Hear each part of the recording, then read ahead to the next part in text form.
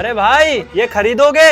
भाई ये क्या है? भाई ये सुरक्षा कवच, इसको पहनने के बाद गोली नहीं लगती है। वो देखो वो भाई मुझे गोली मारेगा और मुझे गोली नहीं लगेगी। देखो भाई उसने मुझे गोली मार दी और मुझे लगी भी नहीं।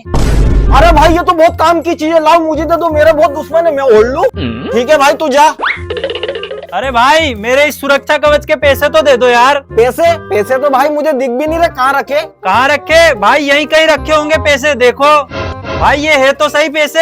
चल ठीक है तो फिर ले जा ले जा। ठीक है भाई। ये फंस गया सी है। चल बे दुकानदार, चोरी करवा अपनी दुकान पे, आज मेरा चोरी करने का मूड हो रहा है। अरे भाई मैंने तुम्हें पहले भी कहा कि मेरी दुकान पे आना तो खामोशी से आना। बताओ क्या चुरवाऊं? कोल्ड ड्रिंक चुरवा दो, गर्मी का मौसम आ गया है। भाई कोल्ड ड्रिंक की चोरी करवाओ? भाई कोल्ड ड्रिंक तो मुझे दिख ही नहीं रही। हाँ दिख गई दिख गई, ये रही कोल्ड ड्रिंक, ये ले जाओ। हाँ ठीक है भाई, ये कोल्ड ड्रिंक है, मैं लेके जा रहा हूँ। हाँ ले जा जा। भाई सुरक्षा कवच काम में आ गया।